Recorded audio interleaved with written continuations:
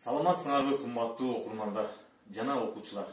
Мен Алымбаев Молдагазы Зулумбекович окуу эстафетасын кабыл алдым.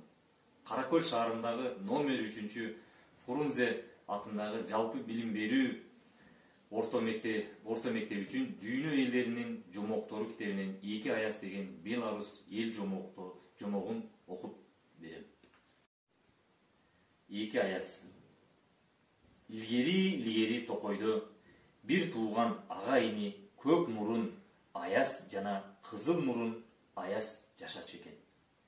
Алар кыш келгенде токойдон өткөн адамдарды үшүтүп, суукка тоңдуруп ойношчу. Күндөрдүн биринде токойдон жылуу кийинген бай киши жана бир жагынан кийимдери жыртык, арык киши өтүп бараткан болот. Кичүүсү кызыл мурун Аяз шашкалактап: "Көк мурун Аяз ага, сиз тиги чапаны тумагы калың, колунда кол кабы бар байга барыңыз. Менин аны тоңдурууга алым азыраак. А мен тиги кийими жыртык, арбайган кишиге барайын. Ал токойго отунга бартат. Жеткиче арыдан бери тоңдуруп салайын" дейт.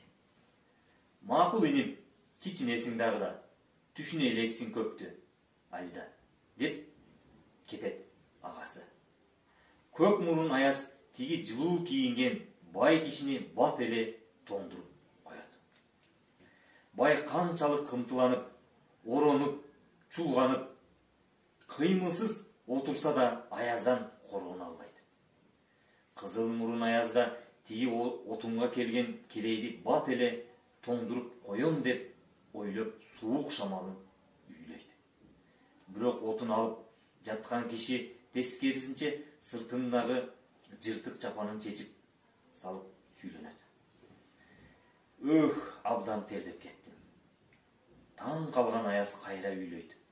Киши дагы эле үшүбөй отун алып жүрө берет. Жини келип чечип койгон чапанынын ичине кирип алат.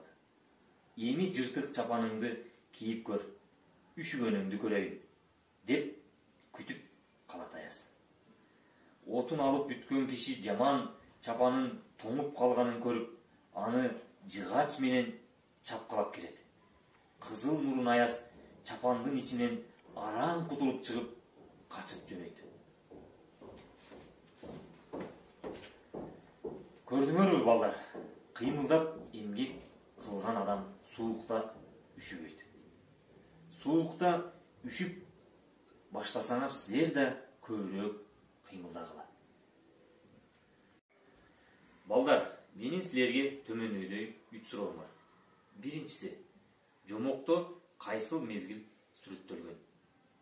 Экинчи, эмне үчүн көк мурун Аяз бай кишини бат эле тоңдуруп салды? Ал эми 3-чү суроом болсо, кедей киши эмне үчүн Аязды тоотпой койду деп ойлойсуңар? Ушул китеп менен бирге эстафетаны кийинки окурманга тапшырдым.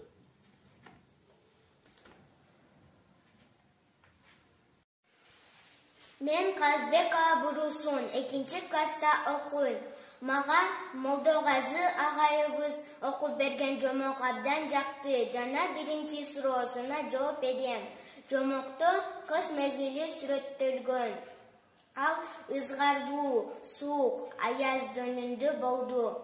Анда айлана жан-жаны барларды тоңдуруп, адамдарды үшүтүштү. Эмгекке тарбиялай турган жомокту окуп бергениңиз үчүн сизге чоң ыраазычылык билдирем. Мен Санспаев Сатыбалды 2 аяз жомогун уктум. Мага жомок абдан жакты. Берилген 2-чи суроого мындайча жооп берем. Бай киши өзүнө